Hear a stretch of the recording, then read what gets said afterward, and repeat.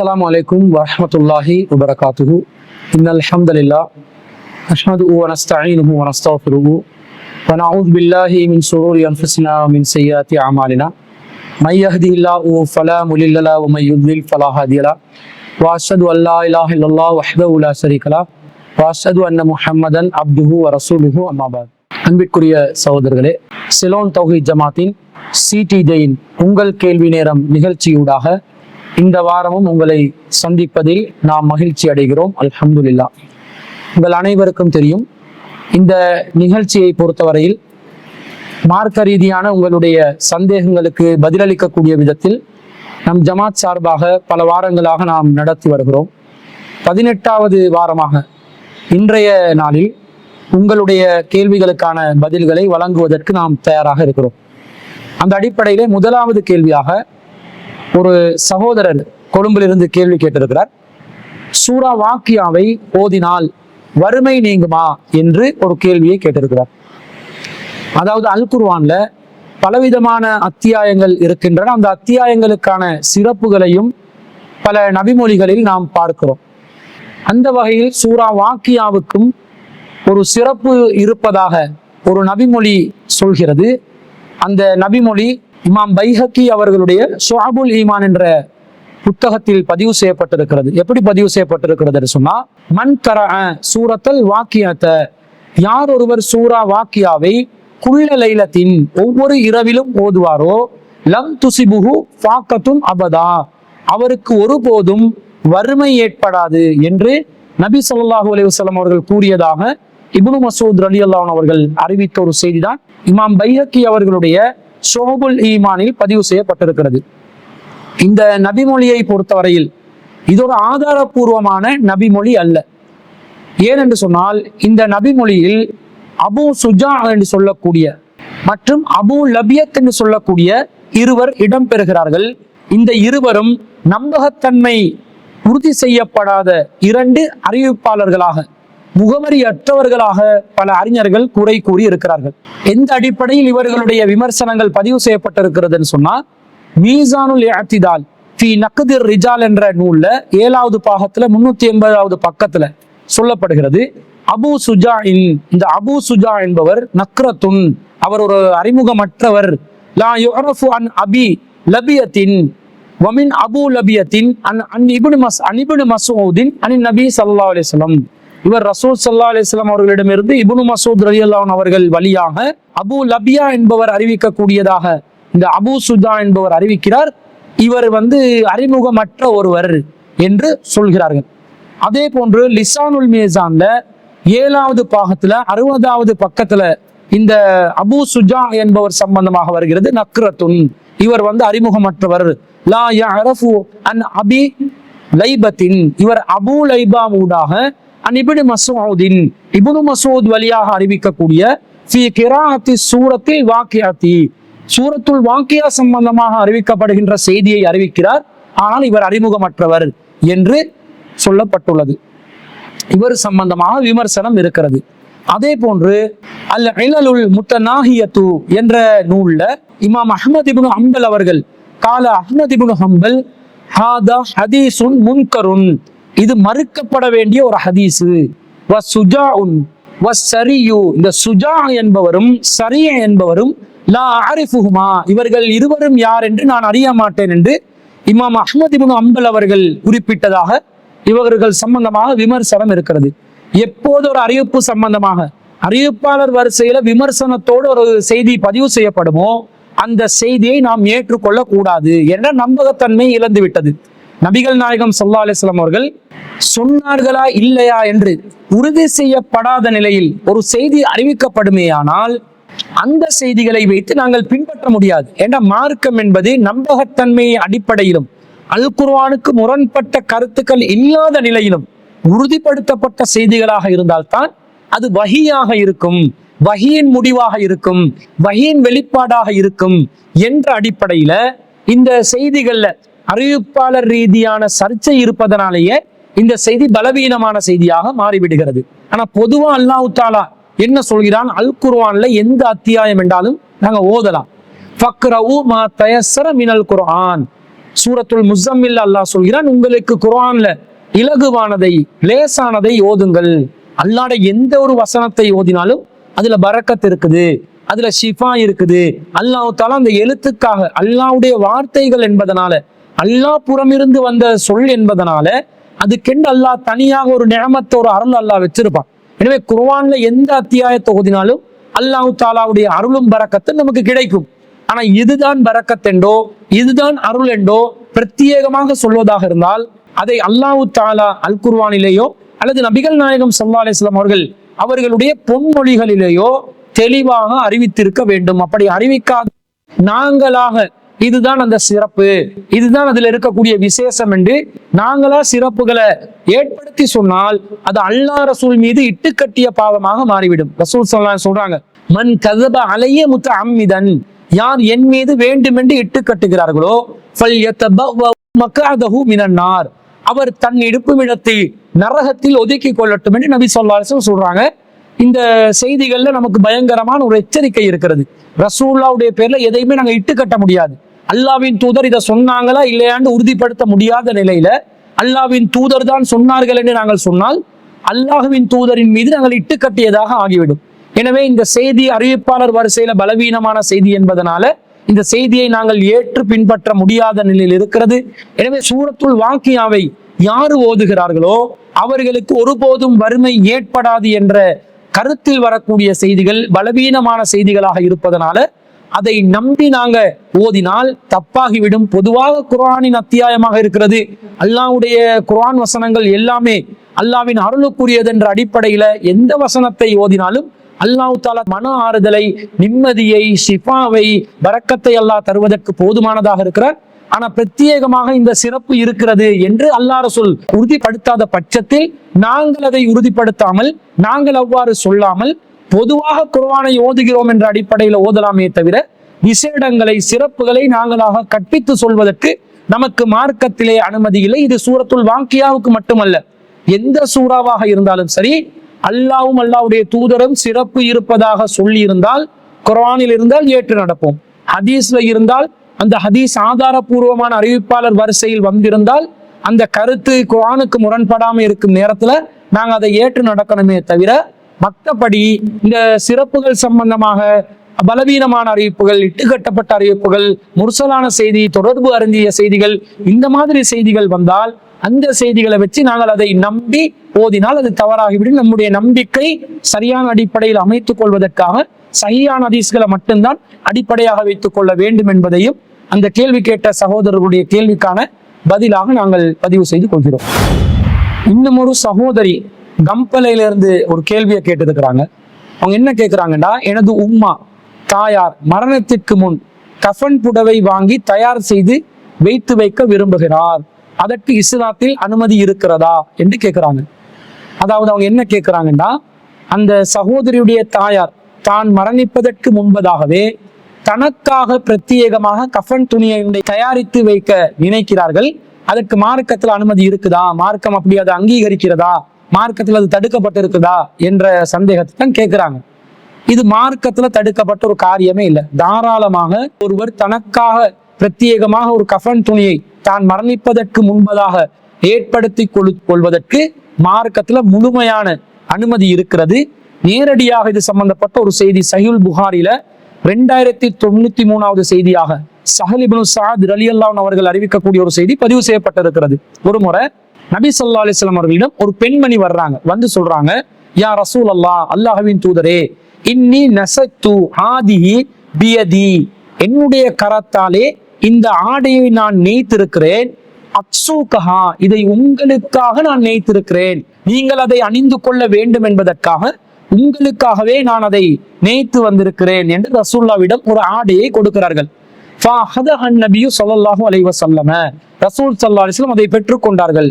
முஹ்தாஜன் இலைஹா, அதன் மீது ஆர்வம் உள்ளவர்களாக நபி ஸல்லல்லாஹு அலைஹி வஸல்லம் அதை பெற்றுக்கொண்டார்கள்.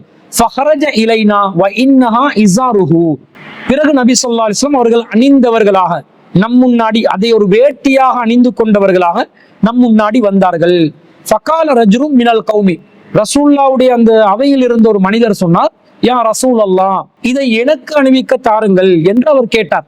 நபி ஸல்லல்லாஹு அலைஹி வஸல்லம் ஃபகால நஅம், ஆம் தருகிறேன் என்று சொல்லி ஃபஜலஸன் நபியு ஸல்லல்லாஹு அலைஹி வஸல்லம் ஃபில் மஜ்லிஸி சும்ம ரஜஅ, கொஞ்ச நேரம் ரசூலுல்லாஹ் சபையில உட்கார்ந்து இருந்துட்டு பிறகு திரும்பி சென்றார்கள். ஃபதவாஹா, பிறகு ரசூல் ஸல்லல்லாஹு அலைஹி வஸல்லம் அதை மடித்து சும்ம அர்ஸல பிஹா இலைஹி, அதை அவருக்கு அனுப்பி வைத்தார்கள். ஃபகால லஹுல் கௌம், மக்கள் அவருக்கு சொன்னாங்க, மா அஹ்சன்த, நீங்க செஞ்சது நல்லா இல்ல, சால்தஹா ஐயா, நீங்க உங்களுக்காக அதை கேட்டீங்க.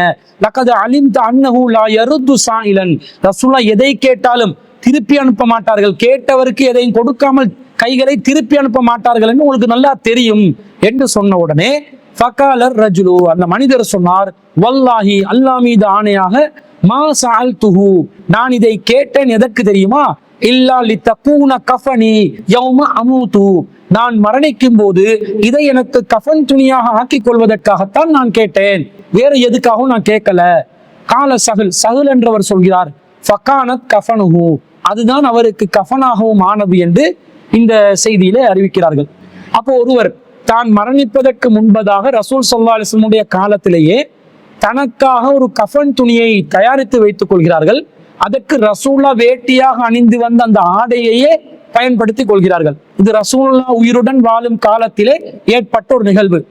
தனக்காக தான் மரணிப்பதற்கு முன்பதாக ஒருவர் கஃபன் துணியை ஒதுக்கிக் கொள்வது மார்க்கத்துல தடுக்கப்பட்ட ஒரு காரியமாக இருந்தால், நபிகள் நாயகம் ஸல்லல்லாஹு அலைஹி வஸல்லம் அவர்களுக்கு அது வஹி மூலம் அறிவிக்கப்பட்டு அது கண்டிக்கப்பட்டிருக்கும். அப்படி கண்டிக்கப்படலன்றதுல இருந்து என்ன விளங்குது, ஒருவர் தனக்காக கஃபன் ஆடையை தயாரித்து வைக்கலாம். தனக்கென்று சொல்லி சில பேர் என்ன பண்ணுவாங்கடா, உம்ரா சென்றால் அந்த எஹ்ராம் ஆடையை தனக்கு கஃபன் ஆடையாக அணிவியுங்கள் என்றெல்லாம் சொல்லி வைப்பாங்க. ஒருத்தர் விரும்பினா அதை செய்யலாம்.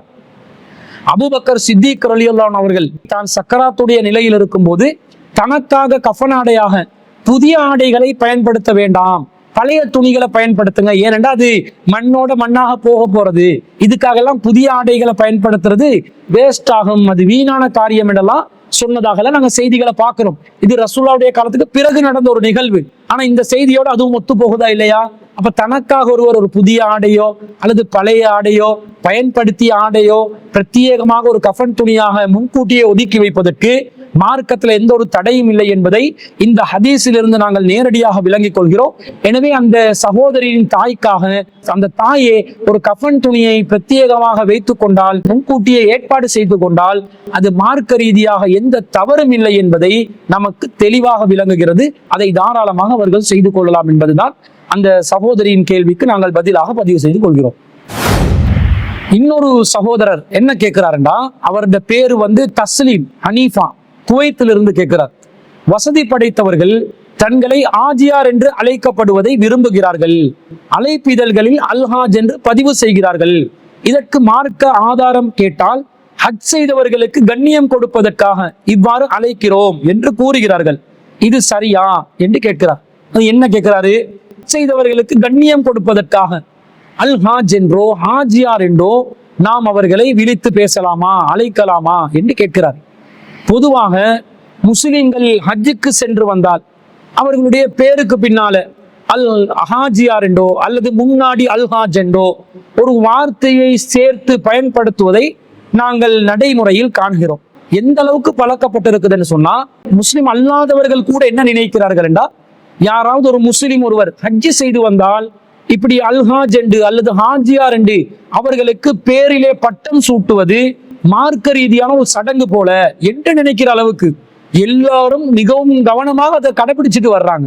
ஹஜ்ஜி செஞ்சு வந்த ஆஜியாரு அல்ஹாஜி, திருமண அழைப்பிதழ்கள்ல அவர்களுக்கு அழைப்பு கொடுக்கும் பொழுது அல்ஹாஜ் மிஸ்டர் அண்ட் மிஸ்ஸஸ் என்று சொல்லணும், அல்லது ஆஜி உம்மா என்று பெண் தரப்புக்கு சொல்லணும், ஆஜிம்மா என்று சொல்லக்கூடிய அளவுல எல்லாம் இந்த அல்ஹாஜ், ஹாஜியாரு, ஹாஜிம்மாக்கள் என்ற அந்த பெயர்கள் கௌரவம் கொடுப்பதற்காக சமூகத்தில் அதிகமான அளவில் பயன்படுத்தப்படுவதை பார்க்கிறோம். அதை அந்த ஹஜ்ஜி செய்தவர்களும் விரும்புவதையும் பார்க்கிறோம்.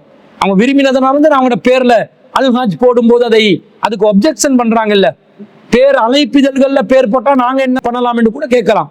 ஆனா மீட்டிங்கள்ல, கூட்டங்கள்ல, சபைகள்ல அவர்களை விழித்து பேசுகின்ற, நேரடியாக விழித்து பேசுகின்ற நேரத்துல ஆஜியார் என்ன செய்தி, ஆஜியார் நல்லா இருக்கிறீங்களா, அல்லது இந்த அல்ஹாஜ் இன்னார் அவர்கள் இப்போது உரை நிகழ்த்துவார்கள் என்றெல்லாம் அழைக்கும் போது அதை நைஸா அப்படி உள்வாங்கி கொண்டு அவர்கள் அதை எதிர்பார்த்து அங்கீகாரம் கொடுக்கிறார்கள்.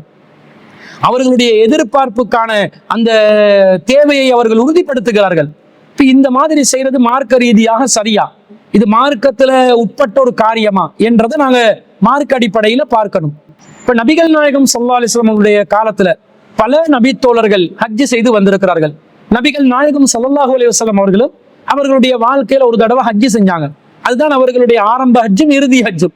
இப்ப ஹஜ் செய்த நபித்தோழர்களும் நபிகள் நாயகம் ஸல்லல்லாஹு அலைஹி வஸல்லம் அவர்களும் அந்த சமூகத்துல ஹஜ் செய்த பிறகு தங்களுக்காக அல் ஹாஜ் என்றோ ஹாஜியார் என்றோ ஏதாவது பட்டங்களை சூட்டி கொண்டார்களா?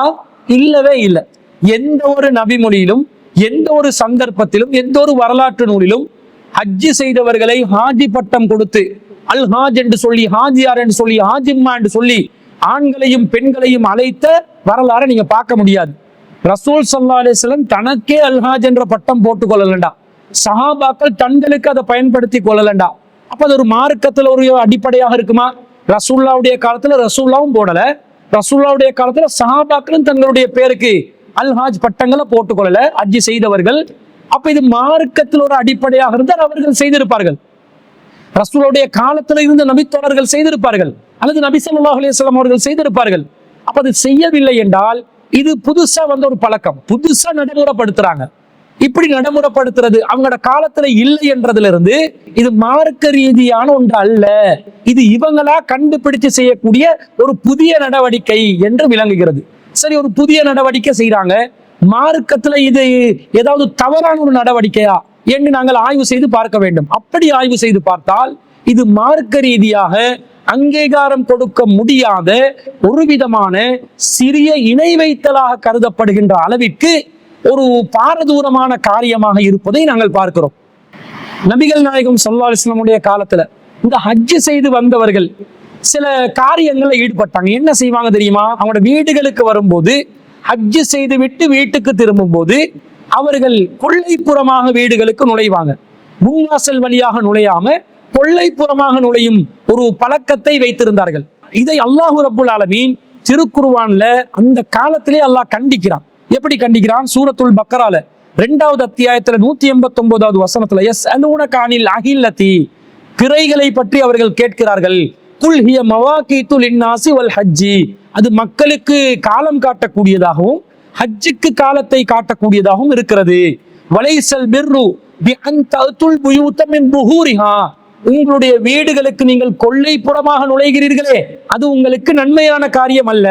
வலாக்கின்னல் பிர்ரு மனித்தகா, மாறாக நன்மை எதில் இருக்கிறதுன்னு சொன்னா இறையச்சத்தில் இருக்கிறது. யார் இறைவனுக்கு அஞ்சுகிறார்களோ அவர்கள் தான் நன்மையை அடைந்து கொள்வார்கள். எனவே நீங்கள் உங்களுடைய வீடுகளுக்கு அதனுடைய வாசல் வழியாக நுழையுங்கள். வத்தகுல்லாஹ, அல்லாஹ்வை அஞ்சிக் கொள்ளுங்கள். லஅல்லக்கும் துஃப்லிஹூன், நீங்கள் வெற்றி பெறுவீர்கள். இந்த வசனத்துல அல்லாஹ் சொல்றான்.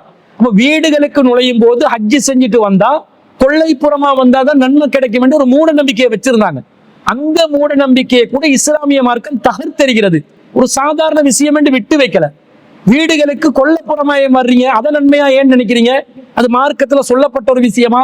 நீங்க முன்வாசல் வழியாவே வாங்க, வளமையா முன்வாசல் வழியா தானே வீட்டுக்கு வர்றீங்க, ஹஜ்ஜுக்கு சென்று வரும்போது அதையே செய்யுங்க, எதுக்கு மாற்றங்கள் செய்கிறீர்கள் என்று சாதாரணமா இருந்த ஒரு மூட நம்பிக்கையை கூட இஸ்லாமிய மார்க்கம் தகர்த்தறிவதை பார்க்கிறோம். அப்ப இந்த ஹஜ்ஜோடு சம்பந்தப்படுத்தி இந்த மாதிரி அல் ஹாஜ் என்று பட்டம் போட்டு ஹஜ் செய்தவர்களை ஹாஜிகள் என்று அழைக்கப்படுவதை எந்த ஒரு கண்ணோட்டத்துல இஸ்லாம் பார்க்கும் என்று சொன்னா, இது எதுக்காக செய்யறாங்க? பேருக்கு புகழுக்கு தானே செய்யறாங்க, தனக்கு ஒரு மரியாதை கிடைக்க வேண்டும் என்பதற்காக தானே செய்யறாங்க. இந்த பேருக்கும் புகழுக்கும் பெருமைக்கும் செய்யக்கூடிய இந்த காரியம், மரியாதை பெற்றுக் கொள்வதற்காக செய்யக்கூடிய காரியம் எதனோடு தொடர்பு பட்டதாக இருக்கிறது? ஒரு வணக்கத்தோடு தொடர்பு பட்டதாக இருக்கிறது. ஒரு இபாதத்தா இல்லையா? இபாதத் செய்யும் போது அந்த இபாதத்தை வைத்து மரியாதை தேடிக்கொள்ளலாமா? அதை மார்க்கம் அங்கீகரிக்குமா? அப்படி செய்தால் இது மார்க்கத்துல ஒரு முகஸ்துதி என்ற நிலைக்கு வருமா இல்லையா? அல்லாஹ் தஆலா முகஸ்துதிக்காக செய்யற அமல ஒருத்தன் அமல் செய்யறான், எதுக்கு செய்யறான்? அவன் ஒரு நல்லவன் என்று புகழப்பட வேண்டும், அவன் ஒரு தொழுகையாளி என்று மக்களால் பாராட்டப்பட வேண்டும், அவன் ஒரு நோன்பாளி என்று மக்கள் சொல்ல வேண்டும், அவன் ஒரு தக்வாதாரி என்று மக்கள் சொல்ல வேண்டும் என்பதற்காக அந்த நியத்திலே ஒருவர் அமல் செய்தால் அதை அல்லாஹ் தஆலா அங்கீகரிப்பானா? அல்லாஹ் குர்ஆன்ல கண்டிக்கிறானே, ஃபவைலுல் லில் முஸல்லீன், தொழுபவர்களுக்கும் கேடுதான், அல்லதீன ஹும் அன் ஸலாத்திஹிம் சாஊன், அவர்கள் தொழுகையில் பொடுபோக்காக இருக்கிறார்கள். அல்லதீன ஹும் யுராஊன், பிறருக்கு காட்டுவதற்காக அவர்கள் தொழுகிறார்கள். வயம்னஊனல் மாஊன், அவர்கள் அற்பமானதையும் தடுத்துக் கொள்கிறார்கள் என்று அல்லாஹ் தஆலா திருக்குர்ஆன்ல 107வது அத்தியாயத்துல ஒரு தொழுகையை கூட அடுத்தவனுக்கு காட்டுவதற்காக செய்தால் அல்லாஹ் தஆலா கேடு உண்டாகும் என்றான். நீங்க தொழுறீங்க அல்லாஹ் கிட்ட நெருக்கத்தை பெற்றுக் கொள்றதுக்காக, அல்லாஹ்வுக்காக ஒரு கடமையை நிறைவேற்றுவதற்காக, அதை பிறருக்கு காட்டுறதுக்காக ஏன் செய்றீங்க? அது நல்லதா? அது அல்லாஹ்விடத்தில் உங்களுக்கு நன்மையை தருமா அல்லது தீயதை ஏற்படுத்துமா, பாவத்தை ஏற்படுத்துமா? அடுத்தவனுக்கு காட்டுறதுக்காக நீங்க செய்யக்கூடிய காரியமாக இருந்தால் அது பாவம். அடுத்தவன் உங்களை மெச்சனும் என்பதற்காக நீங்க செய்த காரியங்கள் இபாதத்துகள் குறிப்பாக நீங்கள் செய்வீர்கள் என்று சொன்னா அது பாரதூரமான குற்றம் என்பதை அல்லாஹ் திருக்குர்ஆன்ல சொல்வதை நாங்கள் பார்க்கிறோம். எந்த அளவுக்கு என்று சொன்னா நபிகள் நாயகம் ஸல்லல்லாஹு அலைஹி வஸல்லம் சொல்றாங்க, இன்ன அஹ்வஃப மா அஹாஃபு அலைக்கும் ஷிர்குல் அஸ்கரு, உங்கள் விஷயத்தில் நான் கடுமையாக பயப்படுவது எது தெரியுமா? சிறிய இணை கற்பித்தலை நான் அஞ்சுகிறேன். காலு, சஹாபாக்கள் கேட்டார்கள், யா ரசூலல்லாஹ், அல்லாஹ்வின் தூதரே, வமஸ் ஷிர்குல் அஸ்கரு, சிறிய சிறுக்கு என்றால் என்ன என்று கேட்டார்கள். ரசூலுல்லாஹ் சொன்னாங்க, அர்ரியாஉ, முகஸ்துதிதான்.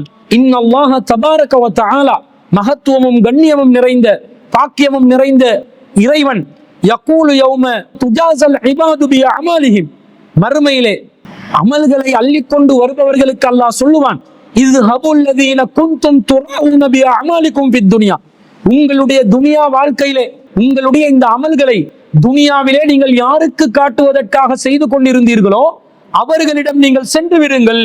ஃபன்லுரு ஹல் தஜிதுன இந்தஹும் ஜஸாஅன், அவர்களிடம் உங்களுக்கு ஏதாவது பரிசு கிடைக்குமா என்று நீங்கள் பாருங்கள் என்று அல்லாஹ் தஆலா துரத்தி அடிப்பான் என்று.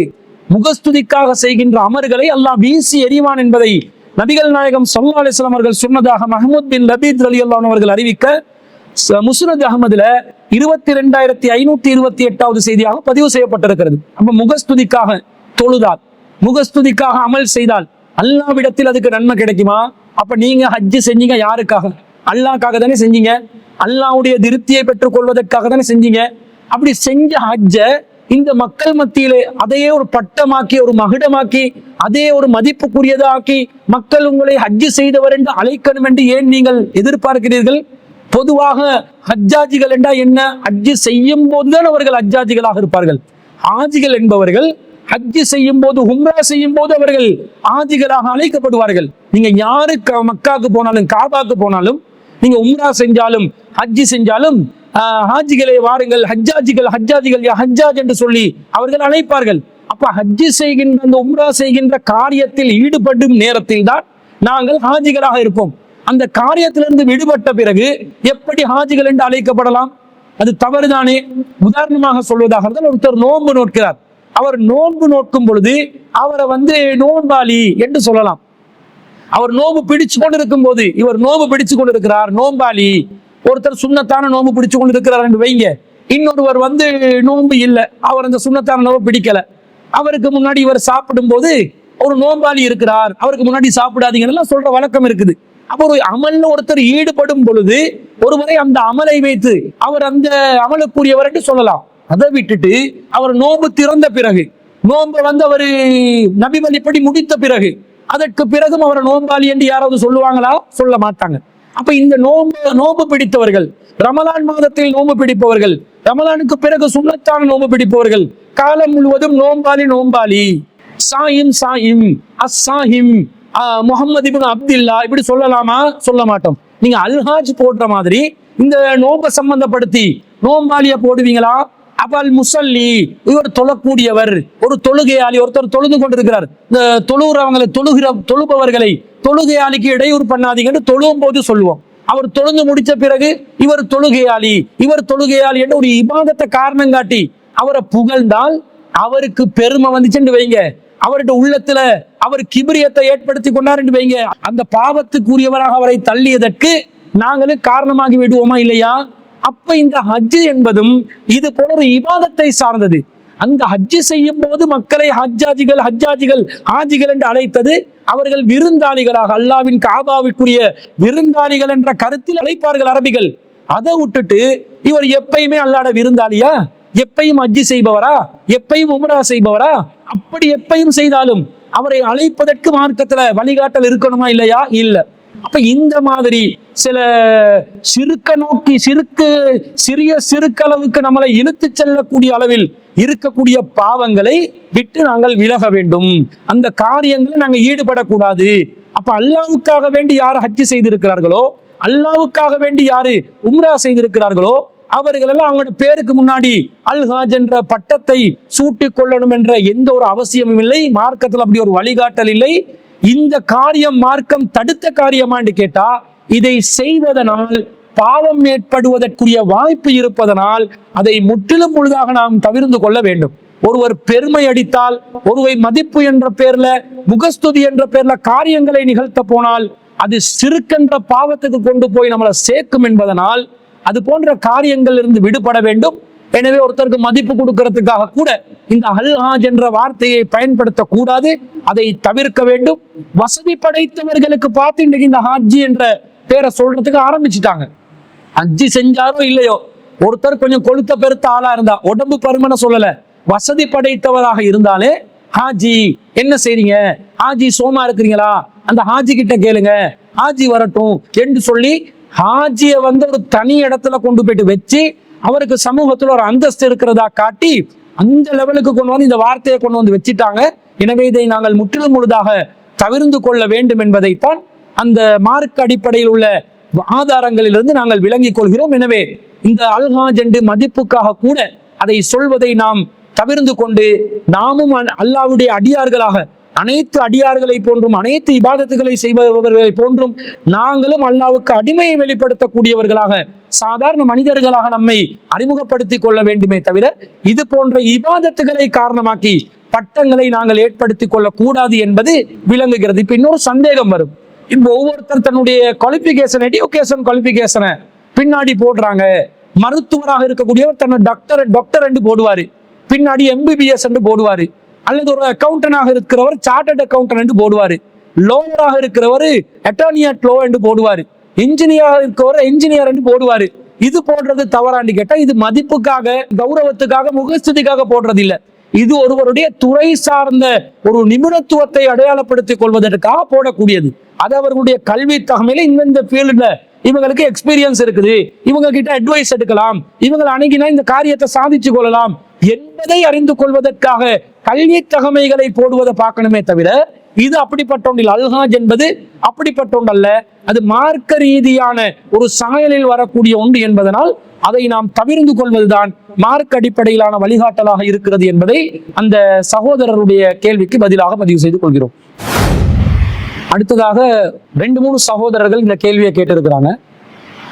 என்ன கேட்கிறாங்கன்னா, இஸ்லாத்தில் கண்திருஷ்டி என்பது உண்மையா என்ற கருத்தில் கேள்வி கேட்கிறாங்க. ஒருத்தர் எப்படி கேட்கிறாருண்டா, கண்ணூறு பலிக்குமா, இஸ்லாத்தில் கண்திருஷ்டி என்பது உண்மையா, இதை இஸ்லாம் அங்கீகரிக்கிறதா, இது குறித்து நபிமொழிகளில் பல தகவல்கள் உள்ளன, புகாரில முஸ்லிம்ல வரக்கூடிய ஹதீஸ் எண்களை பதிவு செஞ்சு, பொறாமை கொண்டு அல்லது ஆச்சரியமான பார்வை ஒருவர் மீது விழும்போது அதன் மூலம் அவருக்கு தீங்கு ஏற்படும் என்பதை இஸ்லாம் ஏற்றுக்கொள்கிறதாண்டு வரக்கா முறையை சேர்ந்த சகோதரர் சிப்பான் அவர்கள் கேள்வி கேட்டிருக்கிறார்.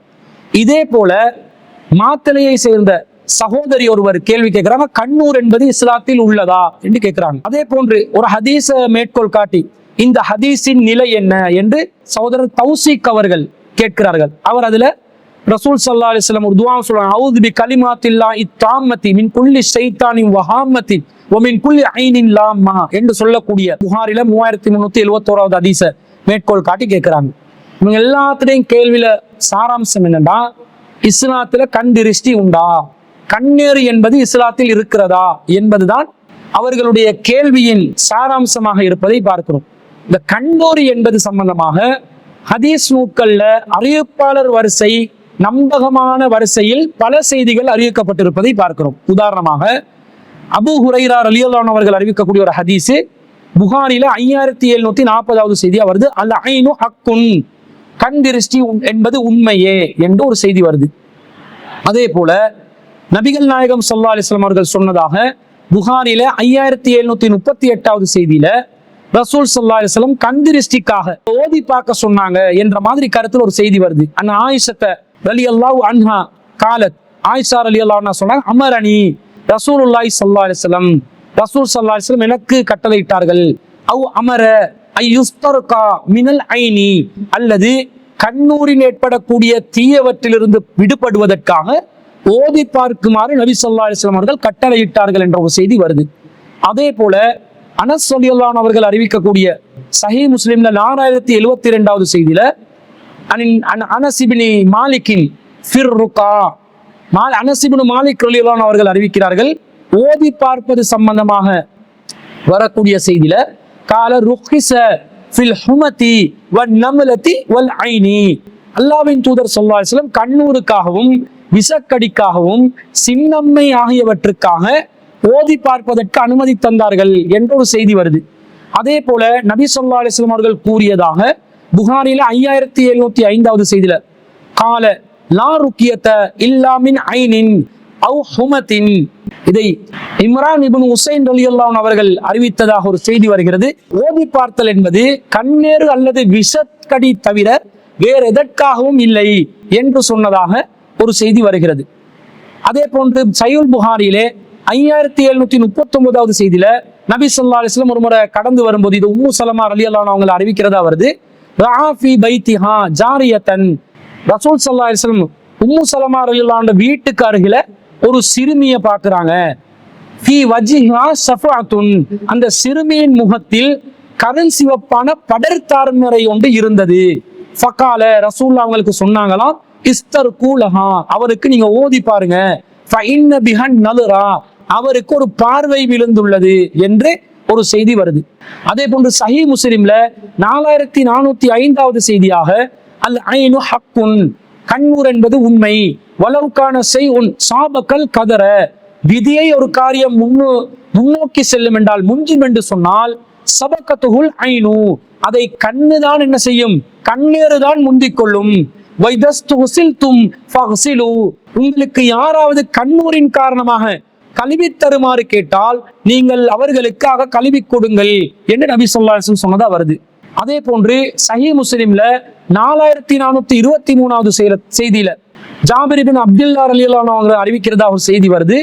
ரசூல் ஸல்லல்லாஹு அலைஹி வஸல்லம் பாம்பு கடிக்காக வேண்டி ரஹஸன் நபி ஸல்லல்லாஹு அலைஹி வஸல்லம் லி ஆலி ஹஸ்மின், ஹஸ்ம் குடும்பத்தாருக்கு ஓதி பார்ப்பதற்கு ரசூல் ஸல்லல்லாஹு அலைஹி வஸல்லம் அனுமதி கொடுத்தாங்க. எதுக்கு? ஃபீ ருக்பத்தில் ஹய்யதி, பாம்பு கடிக்காக ஓதி பார்க்கறதுக்கு அனுமதி கொடுத்ததாகவும், வகால லி அஸ்மா பின்த் உமைஸ், அஸ்மா பின்த் உமைஸ் அவர்களிடம் ரசூலா கேட்கிறாங்க, மாலி அரா அஜ்ஸாம் பனி அஹி சாரிகத்தன் துஸீபுஹுமுல் ஹாஜது, ஜாஃபர் இப்னு அபீ தாலிபுடைய குடும்பத்தாருக்கு என்ன நேர்ந்தது, அவர்கள் உடல் மெலிந்தவர்களாகவும் அவர்களுக்கு என்றைக்கும் வறுமையாகவும் உள்ளதே என்று நபி ஸல்லல்லாஹு அலைஹி வஸல்லம் கேட்டாங்களாம்.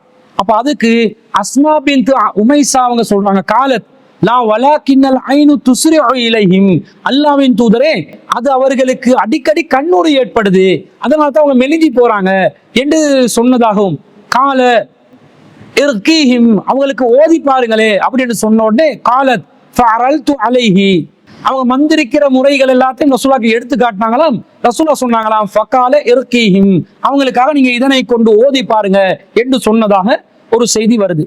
அதே போன்று கண்ணீருக்காக ஓதி பார்க்க வேண்டும் என்று ரசூல் ஸல்லல்லாஹு அலைஹி வஸல்லம் சொன்னதாக சஹீஹ் முஸ்லிம்ல 4402வது செய்தியிலும், அந்த சகோதரர் சொன்ன செய்தி உள்ளடங்கிய புகாரில 3371வது செய்தியாகவும் பல அறிவிப்புகள் கண்ணீர் சம்பந்தமாக அறிவிக்கப்பட்டிருக்கிறத பார்க்கிறோம். இது எல்லாத்தையும் பார்க்கும் பொழுது இவ்வளவு அறிவிப்புகள் வருது, இந்த அறிவிப்புகள் இவ்வளவு இருப்பதனால கண்ணீருக்கு ஒரு தாக்கம் இருக்குது, ஒரு சக்தி இருக்குது என்று பலவிதமான அறிஞர்கள் ஒரு முடிவெடுத்து இருக்கிறார்கள். அப்படி முடிவெடுப்பதற்கு இந்த மார்க்க அடிப்படையிலே இந்த கண்ணீர் என்பது தாக்கம் செலுத்தக்கூடிய நிலையில் இருக்கிறதா என்பதை இந்த சொன்ன ஒவ்வொரு அறிவிப்புகளையும் கூர்ந்து கவனித்து ஆய்வு செய்கின்ற நேரத்தில் அறிவிப்பாளர் வரிசையிலே நம்பகமானதாக இருக்கிறது என்ற அடிப்படையில் பார்க்கும்போது இந்த செய்திகள் சரியான செய்திகளாக இருந்தாலும் இந்த செய்திகளுடைய கருத்தை எடுத்து பார்க்கும் பொழுது பல கோணங்களில் இஸ்லாத்தின் அடிப்படைகளுக்கும் அல் குர்ஆனின் போதனைகளுக்கும் மாற்றமாக இருப்பதை நாம் அறியக்கூடியதாக இருப்பதை பார்க்க முடிகிறது. அது எப்படி மாற்றமாக இருக்கிறது என்பதை நாங்கள் ஒவ்வொன்றாக அலசி ஆராய வேண்டும். இதுல முதலாவது பாருங்க, கண்ணீர் என்பது உண்மை என்று வந்துச்சு. அது மட்டும் வந்துச்சா? அது மட்டும் வரல. யாராவது கண்ணீர் பட்ட நிலையில் உங்களிடம் கழுவி கேட்டால் அவர்களுக்கு நீங்க கழுவி கொடுங்க அப்படின்னு வருது. எதை கழுவி கேட்டா எதை கழுவி கொடுக்கணும்? அந்த ஹதீஸ்ல எப்படி வருது? ரசூலா சொல்றாங்களாம், அல் ஐனு ஹக்குன், கண்ணேர் உண்மை, கண்ணேர் என்பது உண்மை. வலவுக்கான செய்யுன் சாபக்கல் கதிர சபக்கத்துன் ஐனு, விதியில ஒன்று எழுதப்பட்டிருக்குது, அந்த விதியை மாத்தக்கூடிய ஒன்று இருக்குமென்றா இந்த கண்ணு தான் மாத்தும். ஒருத்தட்ட கண் பார்வை பட்டி சென்று வைங்க, ஒருத்தட்ட தலை வீதியில எழுதிக்கிற ரிசுக்க கூட அதை மாத்திரலாம் என்ற அளவுக்கு பவர்ஃபுல் ஆனது. அதே போன்று உங்களுக்காக ஒருவர் கழுவி கேட்டால் கழுவி கொடுங்க என்று ஹதீஸ்ல வருது. சஹீஹ் முஸ்லிம்ல 4405வது ஹதீஸ். இதை எப்படி நாங்க அறிந்து கொள்வது?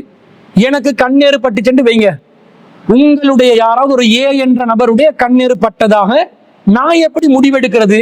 அதுக்கு எனக்கு என்ன அதிகாரம் இருக்குது? எனக்கு மறைவான ஞானம் இருக்குதா? ஏ என்ற நபருடைய கண்ணு பட்டுதான் எனக்கு பாதிப்பு ஏற்பட்டுள்ளது என்பதை நான் எப்படி அறிந்து கொள்வேன்? அறிந்து கொள்வதற்கு சாத்தியம் இருக்கிறதா? அல்லாஹ்வின் தூதராக இருந்தால் வஹி மூலம் அறிவிக்கப்பட்டு அறிந்து கொள்ளலாம் என்று ஒரு முடிவெடுக்கலாம். அல்லாஹ்வின் தூதர் அல்லாதவர்களுக்கு இது சாத்தியம் இருக்குதா? இல்லை. அப்படி ஒருவருடைய கண்ணேறு பட்டதை நான் முன்கூட்டியே அறிந்து கொண்டால்தான் அந்த நபரிடம் போய் நான் கழுவி தருமாறு கேட்கலாம். எதையோ கழுவி கேட்கணும், எதை கழுவி கேட்கணும் என்று வரல, எதையோ கழுவி கேட்கணும் என்று வருதா இல்லையா? அவர் முகத்தை கழுவி தரலாம், கையை கழுவி தரலாம், காலை கழுவி தரலாம், தலையை கழுவி தரலாம், அல்லது அவர் ஏதோ ஒரு உறுப்பை கழுவி தரலாம். அந்த தண்ணீரை எடுத்து நான் என்ன செய்யணும் என்று பார்த்தால் அதுக்கு விளக்கமாக ஒரு செய்தி வருது. எப்படி செய்தி வருது? இப்னு ஹிப்பான்ல 6212வது செய்தியில சஹல் இப்னு ஹனீஃப் என்று சொல்லக்கூடிய நபி தோழர் அறிவிக்கிறார். சஹல் ரலியல்லாஹு அன்ஹு அவர்கள் குளித்துக் கொண்டிருந்ததை பார்த்து ஆமிர் இப்னு ரபியா என்றவர் சொல்கிறார்கள், மா ரஅய்து கல் யௌமி வலா ஜல்த கத்ரா, இந்த மாதிரி ஒரு செம்மையான நிறமுள்ள தோளுள்ள ஒருவரை நான் பார்த்ததே இல்லை என்று சொன்ன உடனே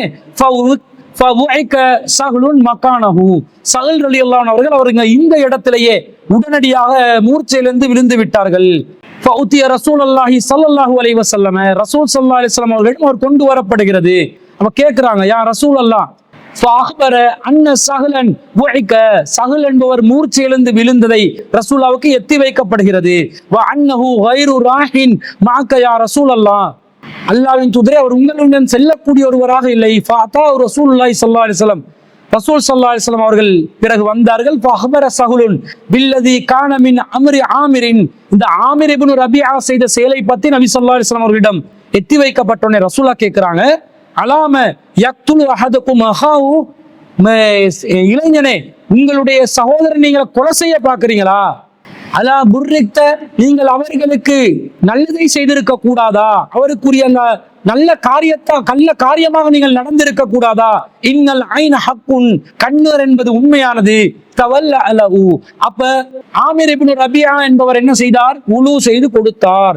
ஃபதவல்ல அலஹு ஆமிருன், ஆமிர் என்பவர் உலு செய்து கொடுத்தார்.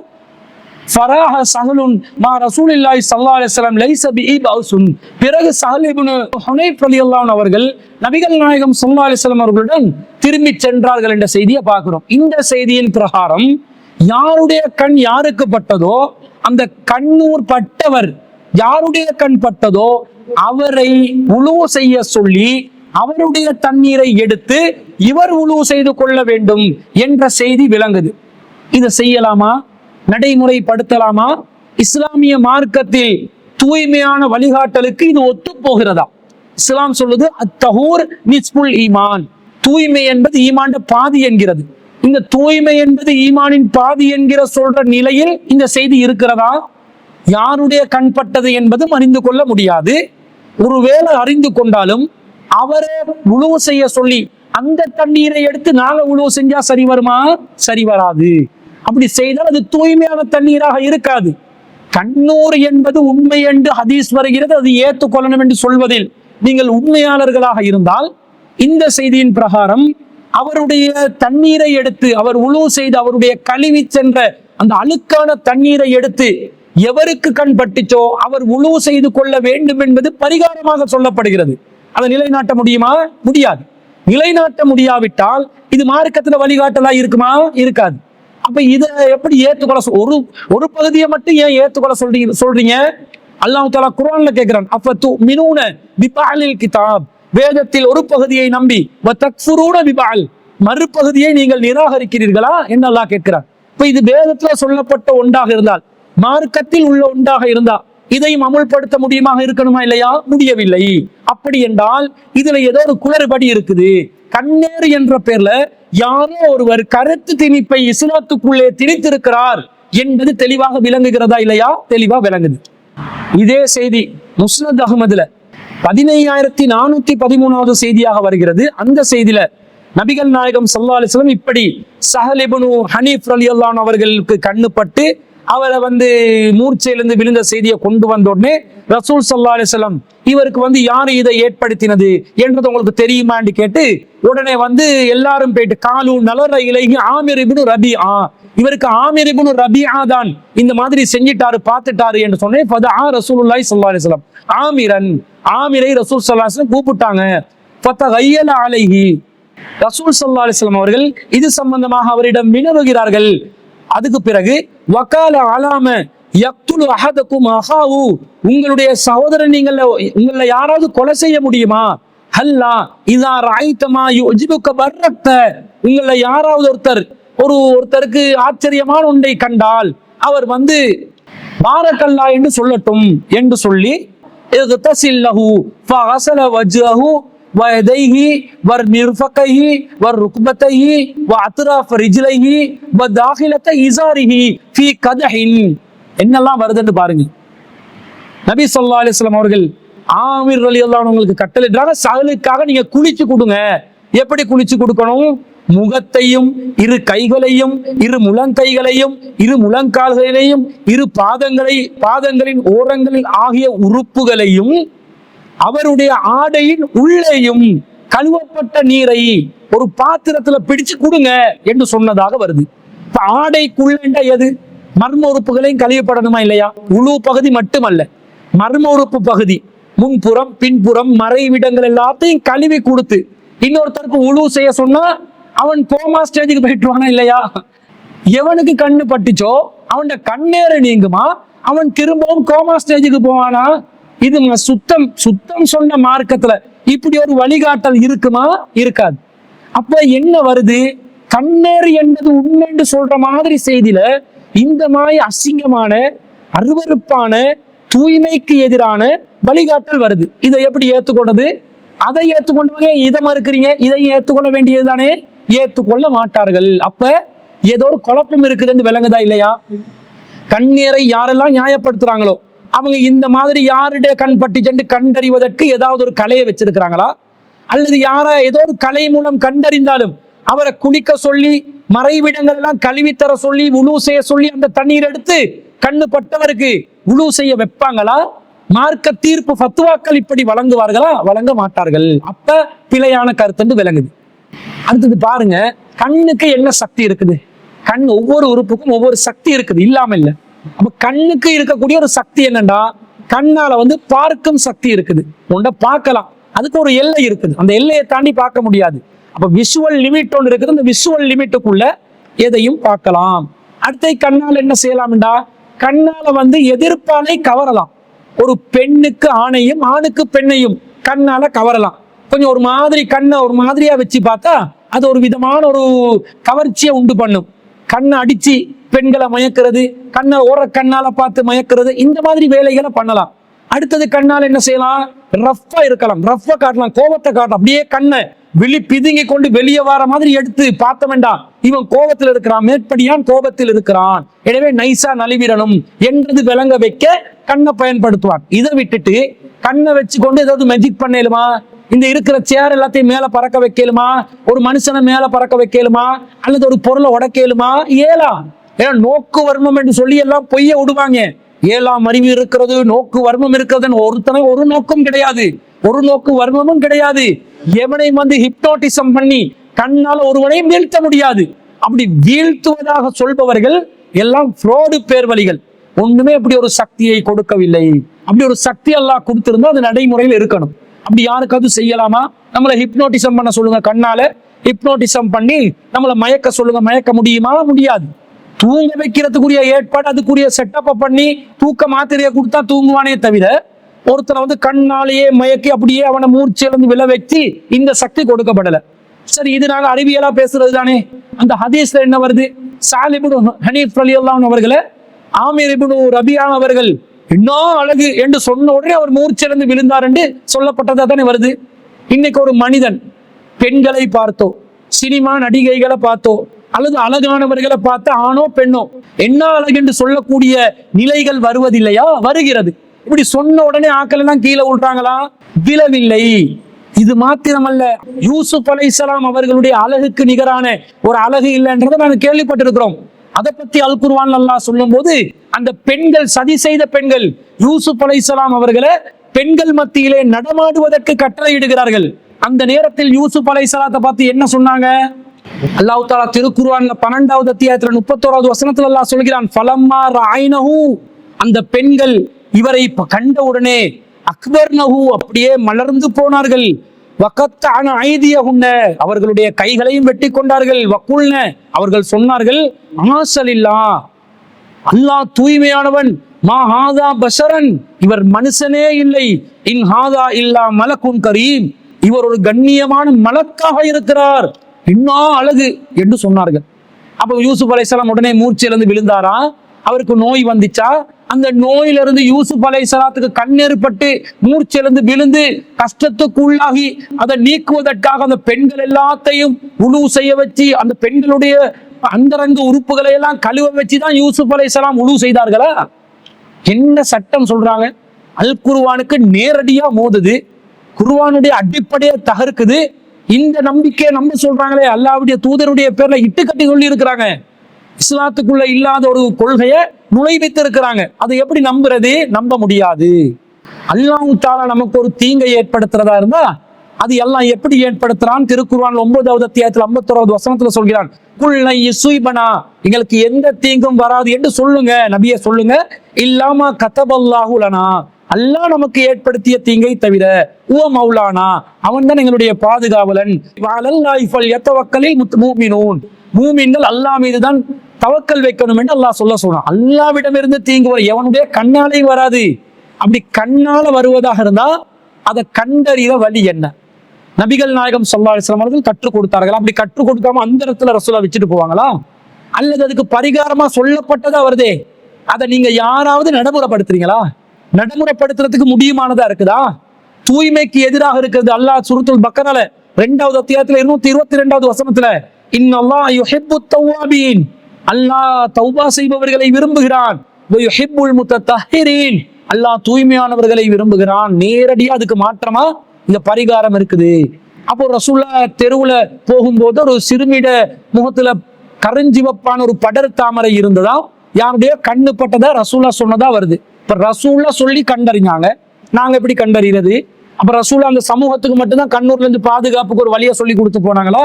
அல்லாஹ்வின் தூதர் மொத்த உம்மத்துக்கும் தூதரா இருக்க, தன் உயிருடன் வாழ்ந்த காலத்துக்கு மட்டும் ஒரு பரிகாரம் சொல்லி கொடுத்து போன மாதிரி ஒரு கதையை போடுறாங்க. மத்த செய்தியில என்ன வருது? ஜாபிர் இப்னு அபூ தாலிப் ரலியல்லாஹு அன்ஹுடைய குடும்பத்துக்கு கண்ணூரால் பாதிப்பு வந்ததாக சஹீஹ் முஸ்லிம்ல 4423வது செய்தி என்ன சொல்லுது? காலத்துலா வலாக்கினுல் ஐனு துஸ்ரிஉ இலைஹிம், இவங்களுக்கு அடிக்கடி கண்ணூர் படுதாம், அதனால அந்த குடும்பம் வறுமைக்குட்பட்டு விட்டார்கள், நோய்க்கு உள்ளாகி விட்டார்கள். வறுமையும் நோயும் ஏற்பட்டுச்சாம். வறுமையும் நோயும் கண்ணுதான் ஏற்படுத்துமா? அல்லாஹ் ஏற்படுத்துவானா? அல்லாஹ் தான் வறுமையை ஏற்படுத்துபவன், அல்லாஹ் தான் நோயை ஏற்படுத்துபவன். இதெல்லாம் கண்ணை கொண்டு போயிட்டு அல்லாஹ்வுடைய இடத்துல வச்சு ஷிர்க் பண்றாங்களா இல்லையா? இந்த ஷிர்கான கருத்தை இஸ்லாம் ஆதரிக்குமா? ஒரு ஷிர்க்குக்கு வக்காலத்து வாங்கும் ஒரு கருத்தை ஹதீஸ் என்ற பேர்ல அறிவிப்பாளர் வரிசை நம்பகமான நிலையில் அறிவிக்கப்பட்ட நாங்க ஏற்றுக்கொள்ளணுமா?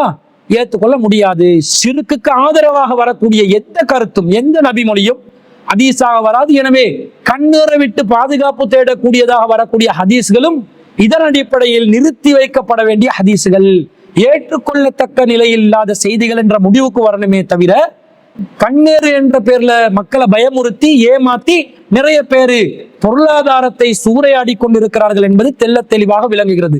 அல் குர்ஆனுக்கு மாற்றமாக, நிதர்சன உண்மைக்கு மாற்றமாக, இஸ்லாத்தின் அடிப்படைக்கு மாற்றமாக இருக்கக்கூடிய இந்த கண்ணீர் என்பதை நாங்கள் ஒருபோதும் ஏற்றுக்கொள்ள கூடாது என்பதுதான், அதுவும் ஒரு மூட நம்பிக்கை என்பதுதான் இஸ்லாத்தின் அடிப்படையாக இருக்கிறது என்பதை இந்த கேள்வி கேட்டவர்கள் அனைவர்களுக்கும் பதிலாக நாம் பதிவு செய்து கொள்கிறோம். இன்னொரு சகோதரர், அவருடைய பேர் முஹம்மத், ஜித்தா, சவுதி அரேபியால இருந்து கேட்கிறாரு, சூரத்துல் பக்கராவை கடைகளிலோ வீடுகளிலோ அல்லது எங்கு ஓதினாலும் பரக்கத் கிடைக்கும் என்றும் மற்றும் அதை ஓதாவிட்டால் கை சேதம் என்றும் மற்றும் வீணர்கள் நம்மீது சக்தி பெற மாட்டார்கள், செய்வினை சூனியம் ஆகியவை நம்மீது தாக்காது என்றும் இந்த ஹதீஸ் முஸ்லிம் நூலில் உள்ளதாக முஃபாரிஸ் தாஜுதீன் ரசாதி அவர்கள் இந்த ஹதீஸை சொல்ல நான் கேட்டேன். இது சரியான ஹதீஸ் தானா? இதை நாம் ஓதலாமா என்று கேட்கிறார். அதாவது முஃபாரிஸ் ரசாதி என்று சொல்லக்கூடிய ஒரு தாய் ஒருவர் சஹீஹ் முஸ்லிம்ல வரக்கூடிய ஒரு செய்தியை மேற்கோள் காட்டி, இது சூனியம் செய்வினா பலிக்காது, பக்கரா அத்தியாயத்தை ஓதினீங்கண்டா கடையில இருந்தாலும் பரக்கத் கிடைக்கும், வீட்டுல இருந்தாலும் பரக்கத் கிடைக்கும், எங்க இருந்தாலும் பரக்கத் கிடைக்கும் என்று ஒரு செய்தியை சொல்லியிருக்கிறார். அது சரியாண்டு கேட்கிறாங்க. அவரு மேற்கோள் காட்டின ஹதீஸ் சஹீஹ் முஸ்லிம்ல 1470வது செய்தியா இருக்குது. எப்படி வருதுன்னு சொன்னா, நபி ஸல்லல்லாஹு அலைஹி வஸல்லம் சொல்றாங்க, இக்ராஉல் குர்ஆன், குர்ஆனை ஓதுங்க, ஃபஇன்னஹு யஅதி யௌமல் கியாமத்தி ஸஃபிஅன் லிஅஸ்ஹாபிஹி, அது மறுமை நாளில் அதை ஓதியவர்களுக்கு பரிந்துரை செய்யக்கூடியதாக வரும். இக்ராஉஸ் ஸஹ்ராவைனில் பக்ரத வ சூரத ஆலி இம்ரான, குர்ஆன்ல இருக்கிற ஒளிச்சுடர்களான அல் பக்ரா மற்றும் ஆல இம்ரான் அத்தியாயங்களை ஓதி வாருங்கள். ஃபஇன்னஹுமா யஅதியானி யௌமல் கியாமத்தி கஅன்னஹுமா கமாமதானி அவ் கஅன்னஹுமா கயாயதானி அவ் கஅன்னஹுமா ஃபிர்கானி மின் தைரின் சவாஃபா, அது மறுமையில் இரு மேக கூட்டங்களை போன்றும் அல்லது சஃப்புகளாக அணிவகுத்து பறக்கும் பறவைகளை போன்றும் மறுமையில் உங்களுக்கு காட்சி அளித்து துஹாஜானி அன் அஸ்ஹாபிஹிமா, அந்த 2 அத்தியாயங்களை ஓதியவர்களுக்காக அது பரிந்து வாதிடும் என்று ரசூலா சொல்லிவிட்டு, இக்ராஉ சூரத்தல் பக்கரதி, சூரா பக்கராவை நீங்கள் ஓதுங்கள், ஃபஇன்ன அஹ்தஹா பரக்கா, யார் அதை பற்றி பிடித்துக் கொள்கிறார்களோ அவர்களுக்கு பரக்கத் கிடைக்கும், வ தர்கஹா ஹஸ்ரா, யார் அதை விட்டு விடுகிறார்களோ அவர்களுக்கு நஷ்டம் ஏற்படும், வலா யஸ்ததிஉஹல் பதலா, வீணர்கள் பாத்திலானவர்கள் அதன் மூலம் சக்தி பெற மாட்டார்கள் என்று இந்த செய்தியில வருது.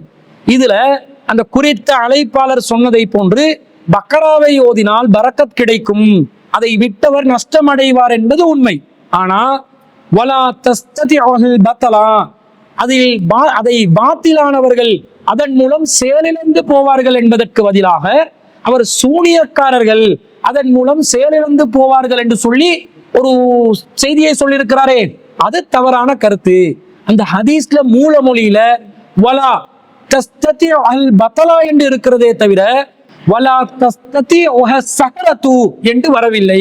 அதன் மூலம் சூனியக்காரர்கள் செயலிழந்து போவார்கள் என்று வரவில்லை. ஆனால் அதில் அறிவிப்பாளர் என்ன செய்கிறார், இதை அபூ உமாமா அல் பாஹிலி ரலியல்லாஹு அன்ஹு அவர்கள் அறிவிக்கிறார்கள். இதர் ஒரு முக்கியமான அறிவிப்பாளரான முஆவியா பின் ஸல்லாம் ரஹ்மத்துல்லாஹி அலைஹி அவர்கள் சொல்கிறார், கால முஆவியா சொல்கிறார், பலகனி, எனக்கு கிடைத்தது, அன்னல் பத்தலக ஸஹரது, பத்தலா என்று சொல்வது சூனியக்காரர்கள் தான் என்ற ஒரு கருத்து எனக்கு கிடைத்துள்ளது என்று சொல்கிறார். இது முஆவியா என்ற அறிவிப்பாளருக்கு கிடைத்த செய்தியாக வருகிறது. ஆனா அது யாரிடமிருந்து அவருக்கு வந்துச்சு, யாரு சொன்னதாக வந்துச்சு, ரசூலா சொன்னதாக வந்தது என்று வந்ததா? வரவில்லை. ரசூலா தான் பத்தலா என்பது சூனியக்காரர்களை குறிக்கும் என்று சொல்லி இருந்தால், அவர் சொன்ன அந்த முஃபாரிஸ் தாஜுதீன் ரசாதி சொன்னதை போன்று இது சூனியக்காரர்களுடைய தாக்கமும் பக்கரா மூலம் ஏற்படாது என்ற கருத்துக்கு வரலாம். அது ரசூலா சொன்னதா வந்துச்சா? வரவில்லை. முஆவியா என்பவர் யாரிடமிருந்து அந்த கருத்து வந்தது என்பதை அவர் அறிவிக்கவும் இல்லை. அப்ப எப்படி அந்த கருத்தை ஏற்றுக்கொள்றது? பத்தலா என்பது வீணர்களை குறிக்கக்கூடிய சொல் என்பதற்கு அல் குர்ஆன்ல நிறைய இடங்கள்ல சான்றுகள் இருக்குது. 8வது அத்தியாயத்துல 8வது வசனம், 17, 81, 21, 18, 22, 62, 31, 30, 34, 49, 41, 42, 42, 24, 47, 3 ஆகிய அனைத்து வசனங்களிலும் பத்தலா என்பது வீணர்களை குறிக்கும். பாத்திலானவர்கள் என்றால் வீணர்களை கொடுக்கும். வக்குல் ஜாஹல் ஹக்கு, சத்தியம் வந்து விட்டது, வஸஹகல் பாத்திலு, பாத்தில் வீணானது அழிந்து விட்டது. பத்தலா என்றா பொய்யர்கள் வீணானவர்கள் என்ற கருத்தில் வருகிறதே தவிர சூனியம் என்ற கருத்தில் வரவில்லை என்பது அல் குர்ஆன் பார்வையில நமக்கு தெளிவாக புரிகின்ற நேரத்துல அறிவிப்பாளர் தனக்கு யாரு சொன்னது என்பதை அறிவிக்காமல், அது ரசூலுல்லாஹ்விடமிருந்து தொடர்பு படுத்தாமல் வெறுமனே சொன்ன ஒரு செய்தியை வைத்து இதன் மூலம் சூனியக்காரனுக்கு தாக்கம் ஏற்படுத்தலாம் என்று சொன்ன கருத்தை நாங்கள் மறுக்கிறோம். அந்த கருத்து பிழை. வீணா போன காரியங்கள் இருக்குதே, வீணான காரியங்கள் யாரெல்லாம் வீணானதை செய்ய நினைக்கிறாங்களோ அதன் மூலம் இந்த சூரா பக்கராவை ஓதுறவங்களுக்கு எந்த பாதிப்பும் ஏற்படுத்த முடியாது. அந்த வீணா போனவர்களுடைய வீணான செயல்களால் சூரா பக்கரா ஓதுறவங்களுக்கு எந்த இழப்பும் வராது என்று புரிந்து கொள்ள வேண்டுமே தவிர சூனியம் செய்வினை போன்றவைகளால் பாதிப்பு ஏற்படுத்தாது சூரா பக்கரா என்ற கருத்து அதில் வராது என்பதை புரிந்து கொள்கிறோம். அப்ப பக்கரா ஓதினா பரக்கத் கிடைக்கும், மாற்று கருத்து இல்லை. அது எங்க ஓதினாலும் பரக்கத் கிடைக்கும். அதே மாதிரி நஷ்டத்திலிருந்து நாங்க பாதுகாப்பு பெறுவோம், அதுவும் சரியானது. மூணாவதா சொல்லப்பட்ட சூனியம் செய்வினை தாக்காது என்பது தவறு. வீணானவர்களுடைய வீணா போனவர்களுடைய வீணான செயற்பாடுகள் நமக்கு எந்த தாக்கத்தையும் ஏற்படுத்தாது என்ற அர்த்தம் தான் அந்த சஹி முஸ்லிம் ஹதீஸுக்கு கொடுக்கணும். இந்த முக்காடு போட்ட முஃபாரிஸ் ரசாதி அவர்களை அவர் சொன்ன இது மட்டுமல்லாத பல விஷயங்களுக்கு பல மணித்தியாலங்கள் விரிவாக அவருடைய கட்டின்களை போட்டு மறுப்பு சொல்லி இருக்கிறோம். இதுவரைக்கும் வாய திறக்கல. அதை நினைவுபடுத்துவதற்குரிய ஒரு சந்தர்ப்பமாகவும் இதை நாங்கள் பதிவு செய்து கொள்கிறோம். இந்த சூனியத்துக்கு தாக்கம் இருக்குது, கண்ணீருக்கு தாக்கம் இருக்குது, கருஞ்சீரகத்துக்கு மௌத்தை தவிர எல்லாத்துக்கும் மருந்து இருக்குது என்னெல்லாம் சொல்லி நிறைய பில்டப் பண்ணி பொய்யான செய்திகளை எல்லாம் பரப்பி வராங்களே. சலஃபி வட்டத்தில் உள்ள அனைவருக்கும், இந்த முஃபாரிஸ் ரசாதி உட்பட அனைவருக்கும் பல விஷயங்களை நாங்க மறுப்பு சொல்லியிருக்கிறோம். யாரும் வாய் திறக்க மாட்டேன்றாங்க. முஃபாரிஸ் ரசாதி அவருக்கு பிரத்யேகமா பதில் சொல்லியிருக்கிறோம், வாய் திறக்கிறாங்க இல்ல. அதே மாதிரி சிலாபம் சதாத்துக்கு சொல்லியிருக்கிறோம், வாய் திறக்கிறார் இல்ல. அதே போன்று ஃபர்சான் நலீமிக்கு சொல்லியிருக்கிறோம், வாய் திறக்கிறார்கள் இல்ல. இஸ்மாயில் சலபிக்கு சொல்லியிருக்கிறோம், முர்ஷித் அப்பாசிக்கு சொல்லியிருக்கிறோம், யாரும் வாய் திறக்கல. விஷயத்துல வர்றாங்கல்ல, முர்ஷித் அப்பாசி கூட தனிப்பட்ட விமர்சனங்கள்ல வந்தாரே தவிர மார்க்கமுள்ள அடிப்படை விஷயங்கள்ல வரல.